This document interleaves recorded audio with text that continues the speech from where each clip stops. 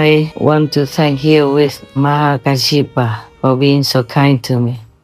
We were friends in earlier lives, and we were good with each other, compatible. Thank you for the relics of the Buddha. Thank you for the bowl, like the arms bowl, the begging bowl for the monk. But in our time, Mahākāśyapa should understand, the Buddha also understands that it's very difficult to go out begging, especially for a woman. And I'm not that young anymore. So I just eat one meal a day in the house, and I have to do so much work, homework, inside, outside. So if I keep going out and baking and coming back, I don't think it'd be convenient for me.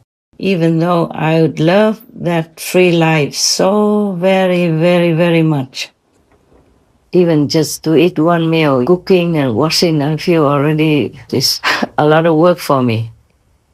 And you have to clean your house, you have to clean floor, wash the blankets and the clothes, and then wash the dishes after cooking, and wash the kitchen and utensils and all that. I feel it's too much work already. I wish God would allow me to be breatharian again.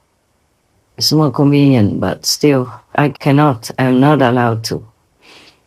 I still feel very sorry that I can't be breatharian, because it was so good when I was breatharian. I felt like I was walking on the cloud, and everything felt light. Everything felt like no worry, even nobody involved, nothing you should worry about, nothing you fear. Because you have nothing. And if you even don't eat, don't drink, you really have nothing to fear at all. You have nothing to lose. It was absolutely a very, very, very beautiful feeling. And now even eating once a day, oftentimes I also don't taste anything. Sometimes I feel a little appetite or even hunger, but rarely does the food taste any good. Maybe because when you cook for yourself, it doesn't taste very good. If somebody else cooks for you, then maybe it tastes good. I remember I loved food. I loved food so much before. And I always had a kind of small party in my little kitchen. I had a couple of chefs and cooks to cook for me. So I asked them to cook a lot, and I invited workers in the ashram, some monks or some nuns, not all of them. Those who came helped me to repair the house or repair the car, or some helped me to clean the golf car or clean my yard, something like that. So monks or nuns, I invited them. They took turns, so it was very good. And when I ate with someone else, it tasted so good, so good, so appetizing. And then I kept eating a lot. But then later I preferred to eat once a day and less, because even if you like to, you shouldn't eat so much. I mean me, not you, okay? Please, do what you want with your life. It's your life. As long as you don't harm anyone, and as long as you're vegan, I'm happy already. But if you want to try to have less and less pain, invisible pain even from plants, trees or flowers in your house, then you can try a little bit at a time till you get used to it. See, if your body accepts you have it, don't cut everything off all at once like the way I did when I became breatharian.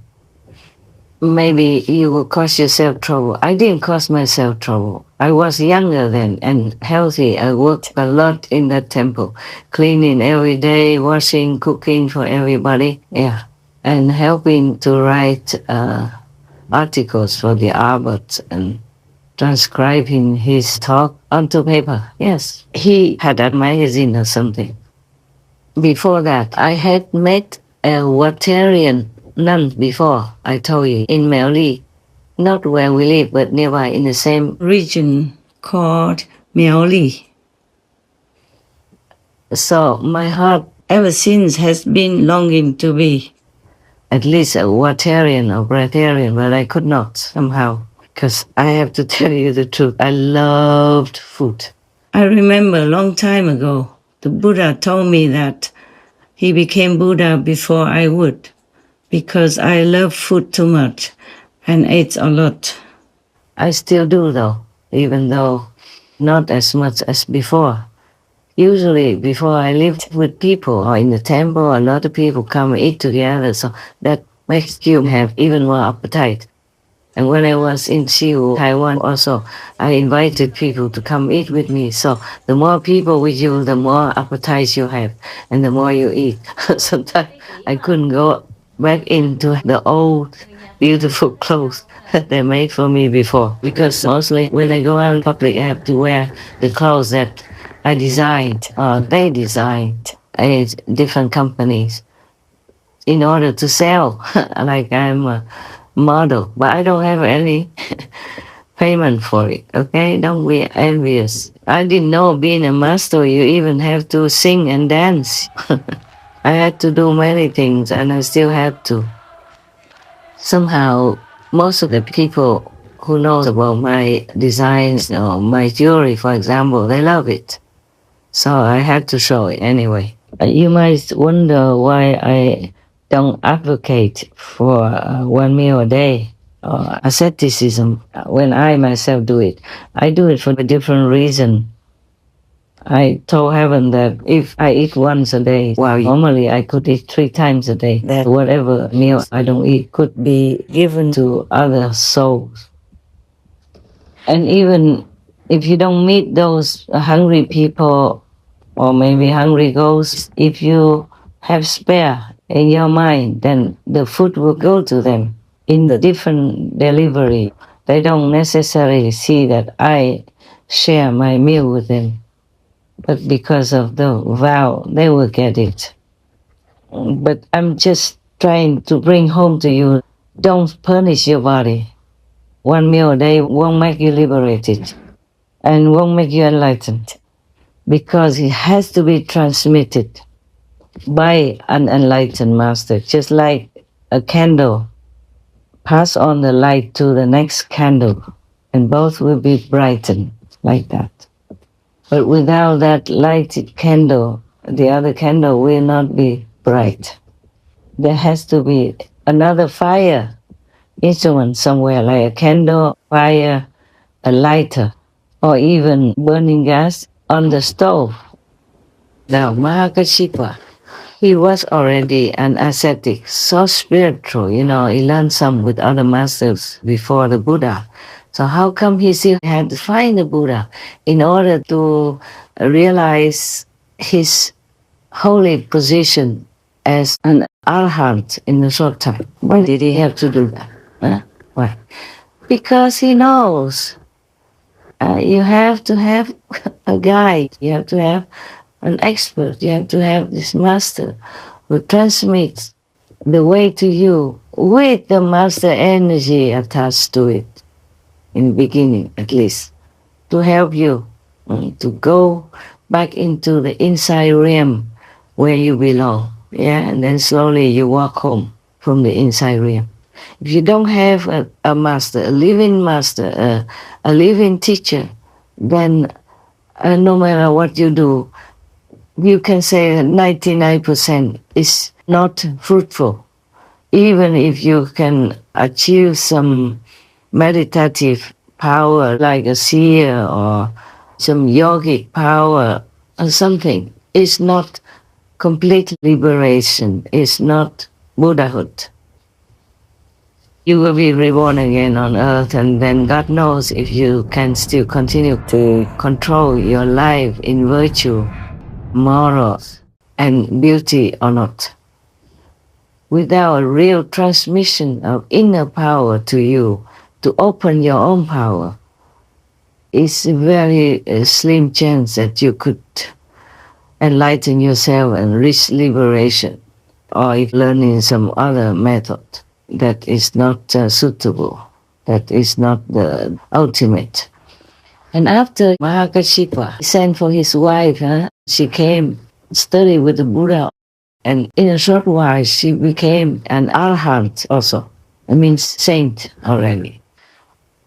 During the Buddha's time, Sometimes the Buddha just talked to somebody, they came and talked to him, and the Buddha explained to him, expounded to him the truth, and then that person became enlightened and attained some level after meeting and talking to the Buddha. It's not because of the Buddha's talk or voice, it's because of the power emanating from it. And also that the Buddha will teach that person a method to practice. Maybe light and sound method, the way you are practicing. So it is not like you can just repeat or learn from somebody else, second or third hand from the Buddha. That means produced from the Buddha's teaching, and then you can be enlightened. You see, it has to be a living teacher. And many other monks also, like Ananda and other persons, they have to be under the Buddha's merciful guidance with tremendous power from within the Buddha himself. So it's not like you can just repeat or learn from somebody else, second or third hand from the Buddha. That means produced from the Buddha's teaching, and then you can be enlightened. It has to be a living teacher, yes. And many other monks also, like Ananda and other persons, they have to be under the Buddha's merciful guidance with tremendous power from within the Buddha himself. You see, in many scriptures of the religions, they all mention that you must find a living master, a living Buddha. But many people just brush by it and they don't really pay attention to it. And they also don't know where to find the master and what kind of master that will be. How could they even test to know if the master is good or not? It's not like you go into the store, and then you can try some clothes on and know that it fits you. Yes, it's harder. If the master has teachings printed into a book or something, then maybe you can read it first, and then you will know that the master is good for you. Or if you have enough fortune and a little purity and sensitivity, then you might see the master in the inner realm of heaven, of the liberated realm, and see the master doing this and that, and rescuing other people. With your spiritual eyes, in your inner vision, then you know this master is truly a master. Or in his presence, at the initiation, you can see the inner light within from heaven, or you can hear the melodious voice of God, the inner heavenly sound or vibration, we call it. Then, of course, you're happy, and you will cleanse all your karma the day that you are fully initiated. Your karma begins to leave you, because positive and negative cannot mix into one. So you see, after, being the Buddha's disciple and being taught by him already to meditate, or maybe this Kuan Yin method, Mahākāśyapa still continued to eat once a day and live the way he did before with the 13 virtues, 13 disciplines of asceticism. But you see, it's not because he was an ascetic or ate once a day that made him become an arhat. No. Even if you eat 3 meals a day, you can still become an arhat if you meet the Buddha, the great Buddha like Shakyamuni Buddha. Yes. And if you don't eat fish people on Friday, or you eat animal people, meat instead, or you don't pray a lot, or you never knew what spiritual practice was before.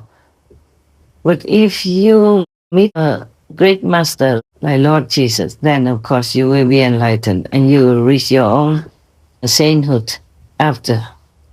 Depends on how little karma you have already and how is your purity, how your sincerity, which will lead you forward and upward.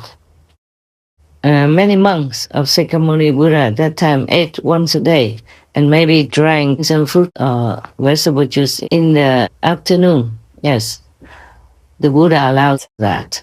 But it doesn't mean because they ate once a day or they went out begging, that's why they became Buddha. No, no.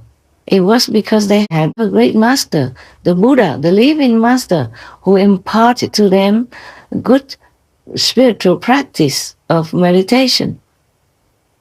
It's not that you force yourself into asceticism, then you become Buddha. It's not like that. Whether you do or not do asceticism, you still can become a saint if you have a master who imparts to you the right way. Because he doesn't just impart to you the right way or even a mantra, but he imparts to you also his energy to support you, to uplift you, just like a blood transfusion, until you become well on your own, which in this Dharma ending time is rather more difficult than in the Buddha's time. But we can make it, and we have made it up to now. We still can continue to make it. And we will not leave the suffering people or beings as long as we're still alive. We try, even though it's hard, it's heavy karma.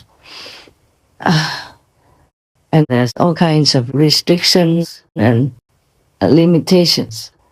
For example, how I live my life now, it's like imprisonment. I can't even walk out, go even just a few hundred meters for a walk or anything like that, you know.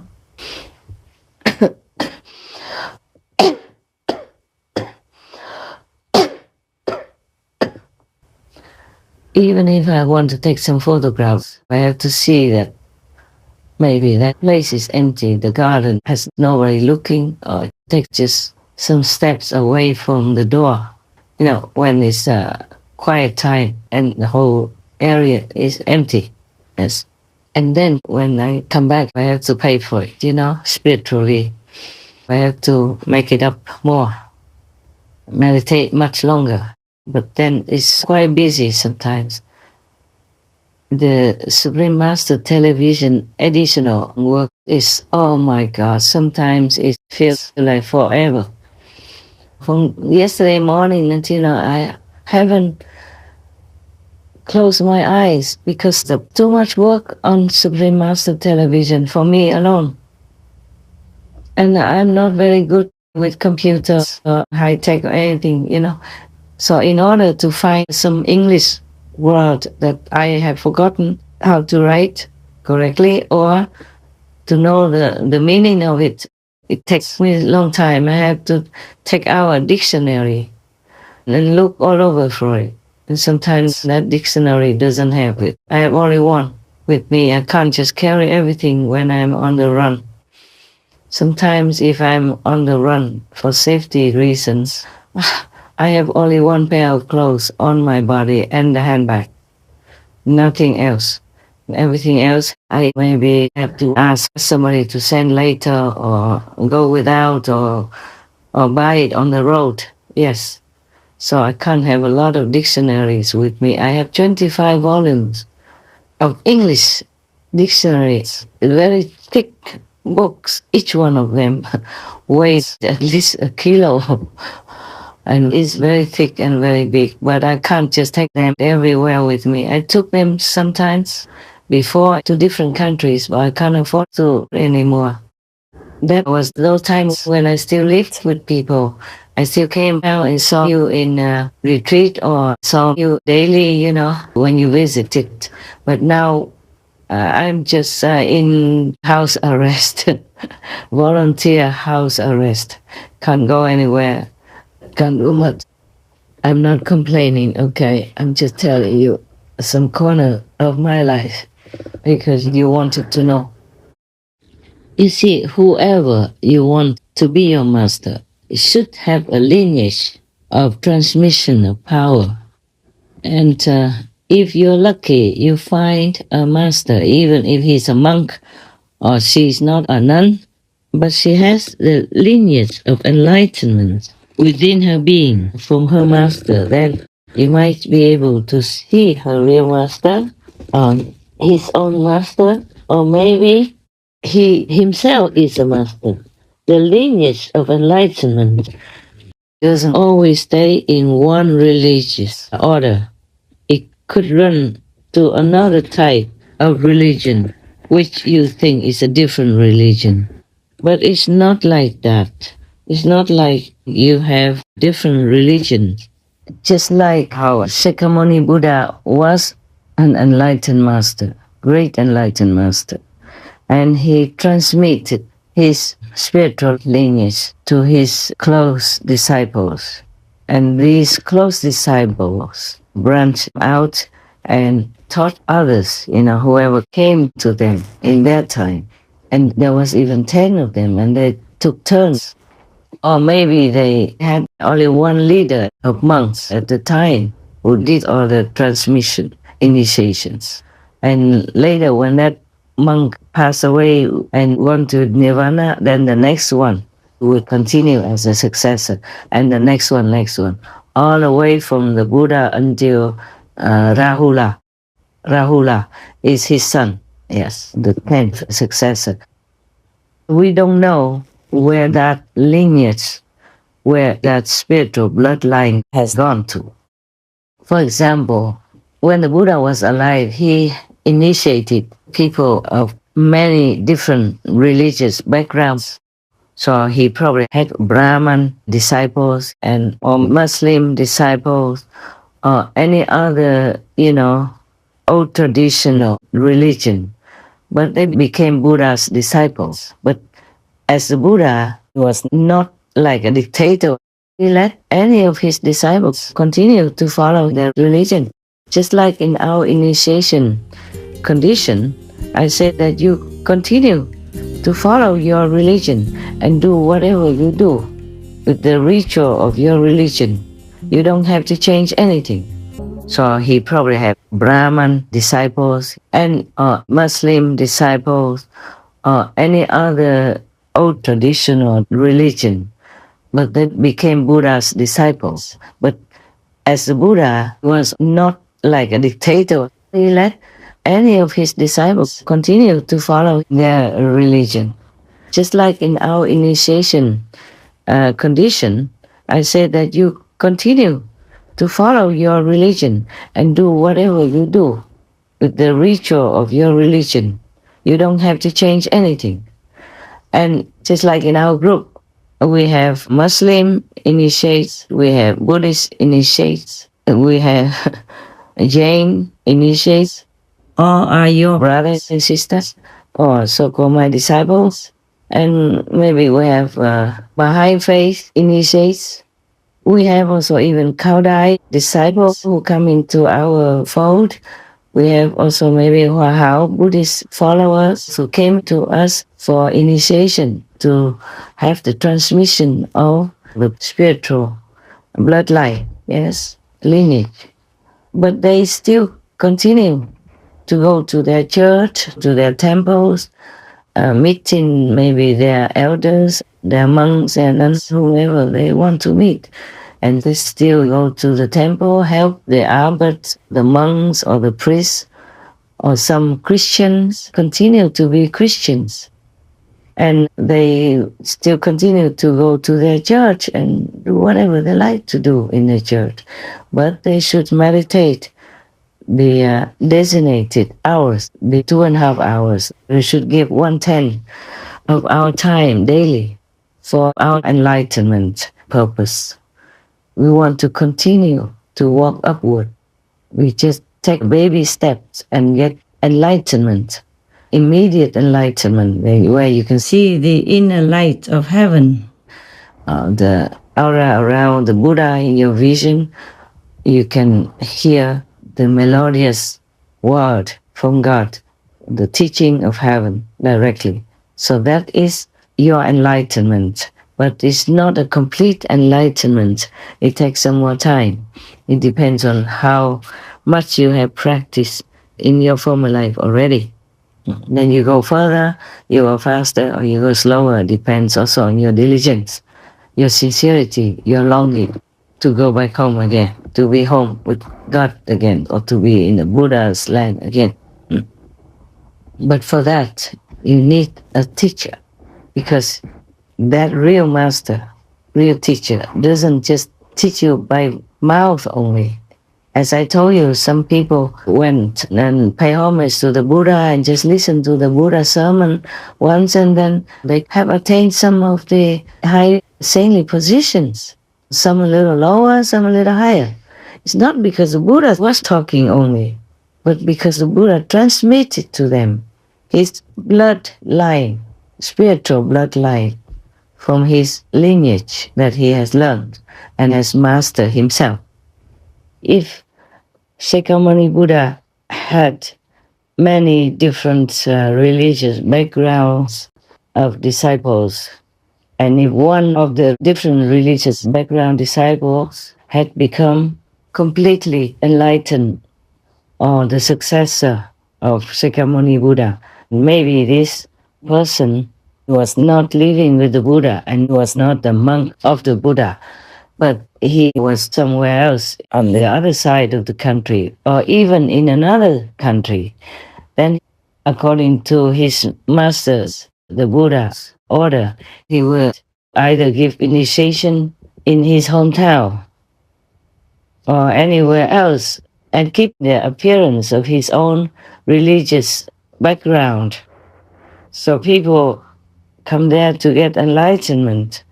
I don't have to see a person from a different religious order like the Buddhas. So the new so-called disciples of this successor will not see a Buddhist monk, but may see a Brahman missioner or Christian priest, for example, like that. That doesn't mean that priest or that missioner does not have enlightenment lineage from the Buddha. It's just he looks different, because the enlightenment lineage is from inside, just like the blood in your veins.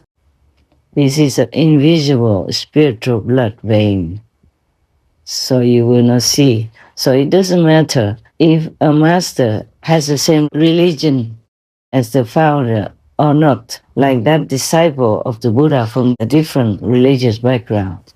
He will not look like a Buddhist monk. He doesn't look like one of the Buddha's monks. He might wear the Christian clothes of a priest, or he might just wear a Brahman kind of traditional dress, or he might just wear ordinary clothes, but he is enlightened and he is a successor.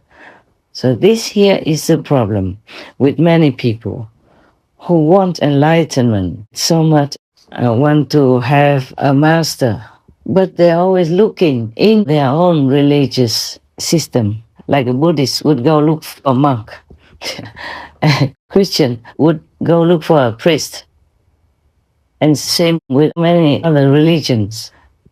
It's like a river. It doesn't have to flow in the same direction all the time. Sometimes it goes underground and then comes up again in another location. And you might think that is a different river, but it is the continuation of the original river high above from some mountain somewhere. So if people have an open mind and they are really sincere in their heart, then they will meet the master. Do not look at the appearance of the master. Look into his soul. Look to his experience of the spiritual way. Look to see if he can bless you. Look to see if he can lead you home, give you enlightenment. Enlightenment means light, and light to light, you see?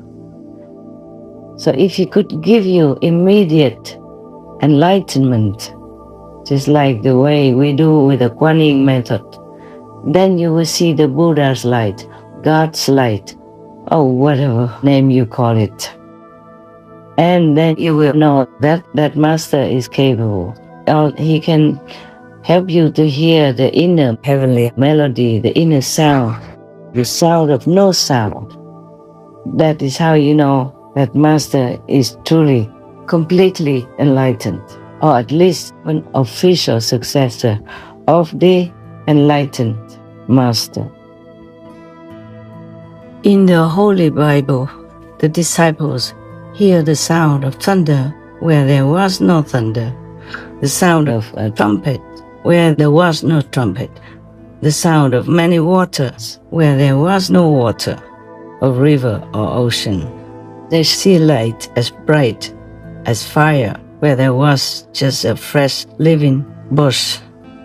In the Buddhist Diamond Sutra, Buddha said, "Do not look for appearance or sound from the outer world, because one cannot see the Buddha there."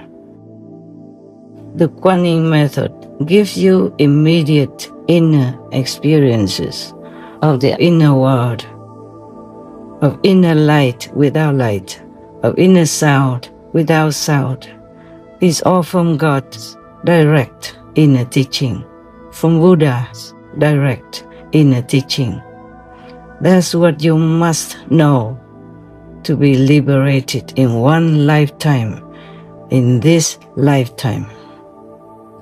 Even in the Dhamma ending time, in such a desperate, troublesome, and dangerous time as our time. When Milarepa went to seek enlightenment with Mapa, he couldn't wait much longer because Mapa, the master, kept testing him, making him do all kinds of work, labor, work, hard work, building one shed after another, one house after another. That's it, didn't teach him anything. And then beat him up also. And he had scars and was wounded and bleeding. And the wife of Maba, the master, felt very sorry for Milarepa. So she faked a letter as if the master, Maba, her husband, had written it and give it to Milarepa to go to find his appointed, designated disciple in some other place nearby, another village or another city, and give him that letter saying that the master wanted him to give initiation to this person, Milarepa. So that disciple did that, but Milarepa had no experience at all of the inner heavenly light and of the word of the Buddhas or God inside him. So that designated disciple who could give initiation had doubt. He suspected that maybe Mapa, the original master, did not give permission. So later, that's how they found out that it was true like that. It was just his wife who felt sorry for Milarepa and was touched by his sincere and humble longing for initiation, so she faked the letter. At the end, finally, Milarepa had the initiation, and at that time, he had inner experiences, just like the way you, the initiated people, do. Sometimes there are fake masters possessed by demon, some high demon, and that demon can make you feel like this master is real. They just use some magic power, to temporarily lure you into thinking, oh, I feel something, so this must be a master. It's not like that. So the real master truly is also hard to find. And I hope he or she won't beat you up like Mapa did to Milarepa, and then just give you enlightenment immediately, the way I give it to my own disciples. So it depends on your luck, hey? Okay, but the criteria is that you have to see the light of heaven and hear the voice of heaven, the word of God, the teaching of the Buddha directly. That's the criteria. So the real master truly is also hard to find. And I hope he or she won't beat you up like Mapa did to Milarepa, and they just give you enlightenment immediately, the way I give it to my own disciples. So it depends on your luck, hey? Okay, but the criteria is that you have to see the light of heaven and hear the voice of heaven, the word of God, the teaching of the Buddha directly. That's the criteria. Because if you look for your own religious kind of system, the priest, monk, mullah, imam, prophet, or whatever you name it, then you might be disappointed. Because as I said, like the river, it runs elsewhere. It doesn't stay in that same place all the time. After a while, it disappears underground and then it emerges again elsewhere. So enlightenment is what you seek, not the outer appearance of someone who should impart that enlightenment to you. It may be in the same religious system, it may be in the same place, but it's not necessarily like that. So you have to truly yearn for enlightenment, be humble, be sincere, be longing. And when you're ready, a master will appear for you. God will make a master appear to you somehow, directly or indirectly, through somebody or through a book, television, radio, or a CD. You have to have such intuition in your longing heart and be sincere. Then you will find a master, or the master will find you. And when you found one, then stick to him, her. Just stay with him, her, and practice only what the master told you. Nothing more, nothing less. Don't look to the other meadow. Just stay put where your grass is green and comfortable. Even though the neighbor's grass may look greener, it may not be so. It's just the illusion. It's just the condition. It's just your expectation.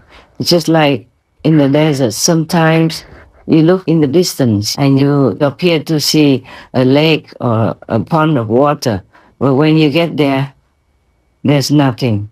It's because it's just a mirage in the desert, in the hot weather. It is also like that. Sometimes on the road, on the asphalt road, you might see a pond of water ahead. But when you get there, it's all dry. Nothing like that. Because I don't write any script in advance, and I also don't have any teleprompter or ghostwriter for me. So whatever I remember, even though it's not in ABC order, please understand. Now we go back to the meditation method, or the master who can transfer enlightenment to you with some of his energy to give to you in beginning to boost you. Now, if you think just asceticism, the way the Buddha did, would bring you enlightenment, then you have to think again. It's not like that. Otherwise, why did the Buddha not get enlightenment when he almost starved himself in doing an ascetic method, almost starved himself to death? And he didn't get anything until he woke up and treated things in the middle way, not the extreme way. Then he got enlightenment, got another master, or another determination, another type of practice method.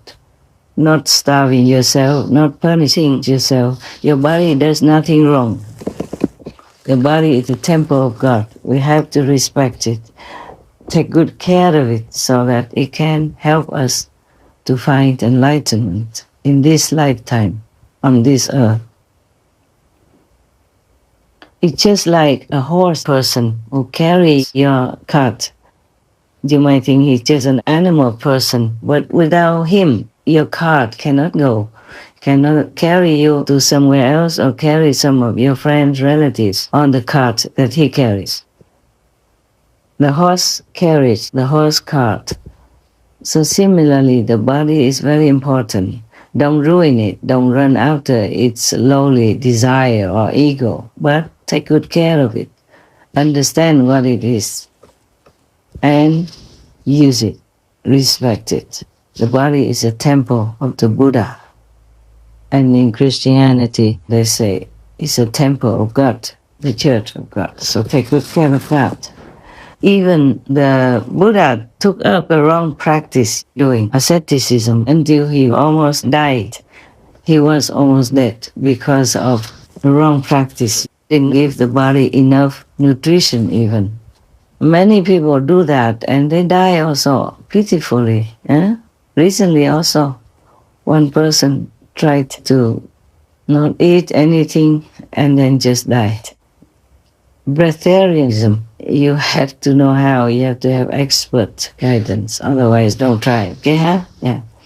I was just a young and impulsive person, so when the hour teased me like I ate too much, one meal is equivalent to 3 meals, but it's not that true. Anyway, it doesn't matter, even if it's true, so what? But then after he said that, I stopped eating.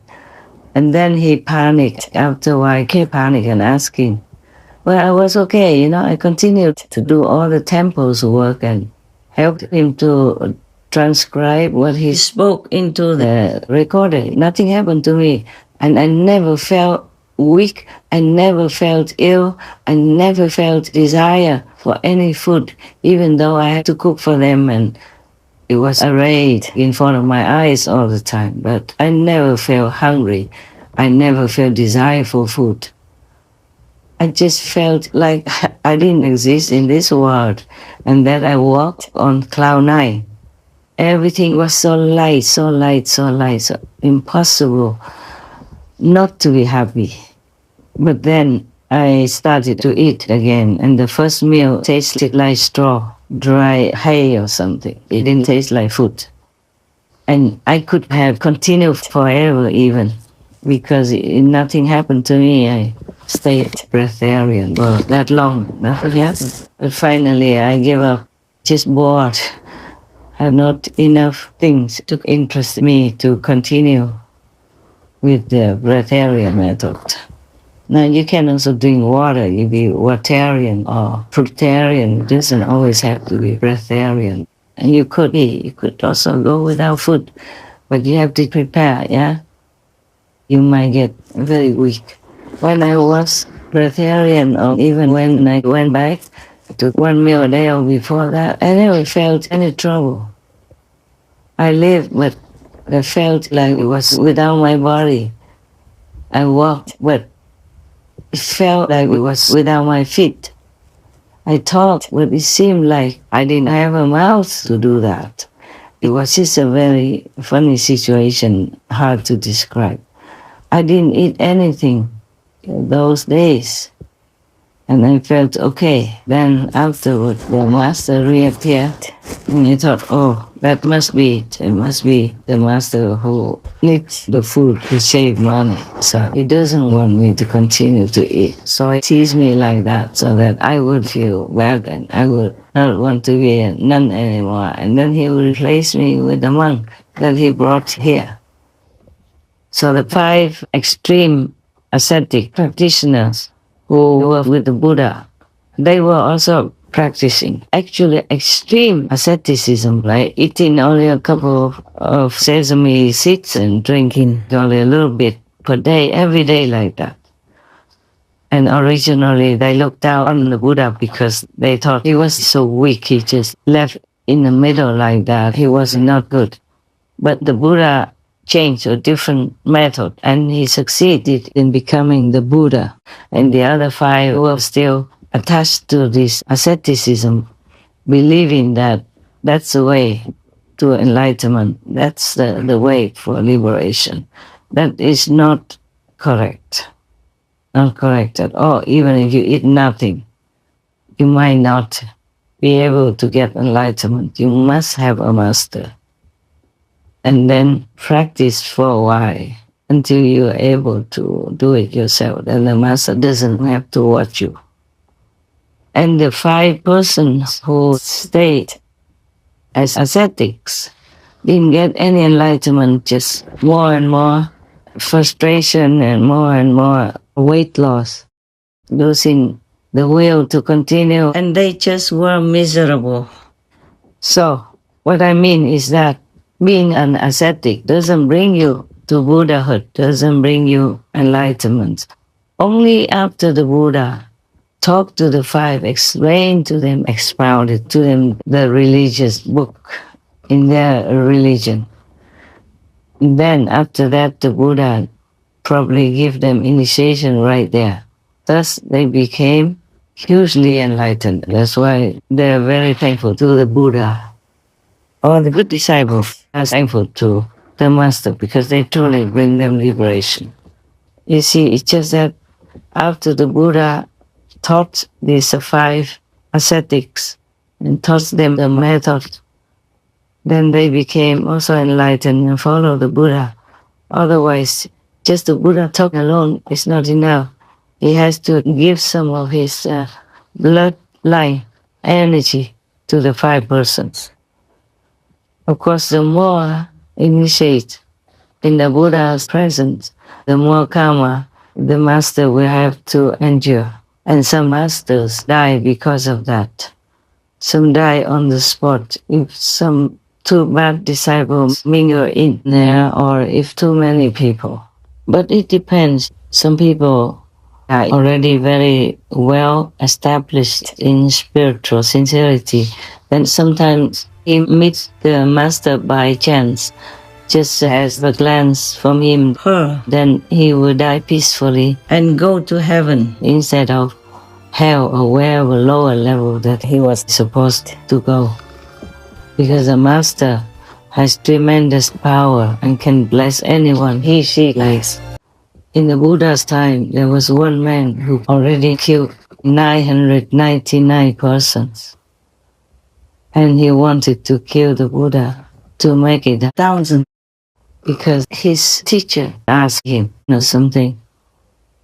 So the Buddha or the master doesn't have to rely on anything because the initiation is inside.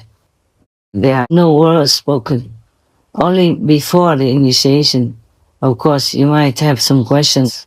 I or my representative monk might teach you that when you sit like this, and you have to do the gesture, mudra, like this, and so on and so forth. So just to say that you can be enlightened alone without the Buddha, without the Master, is something almost like impossible. Like you polishing a brick, hoping to make it into a mirror. No, not at all, no good.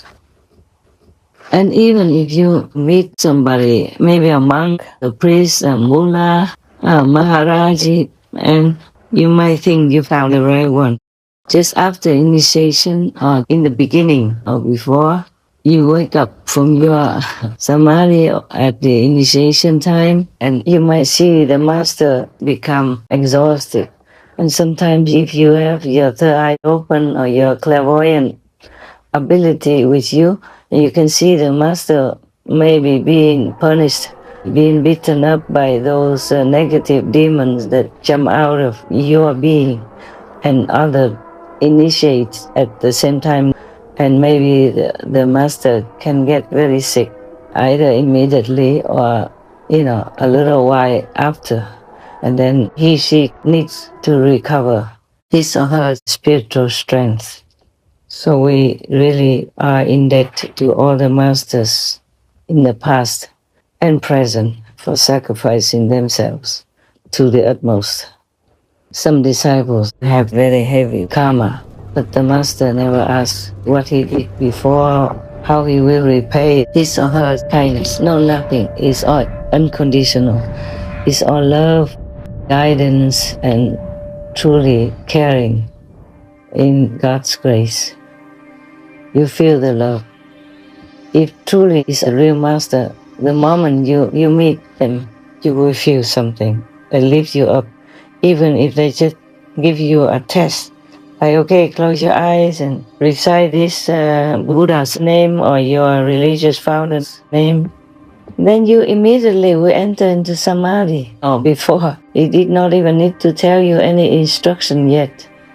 Yeah, because our master power is beyond imagination. The stronger the master, the more she can take more souls back to heaven and make the disciples more comfortable in the physical life. Until then, only the lucky ones in the world truly meet good master. I look around, I don't see a lot. Maybe.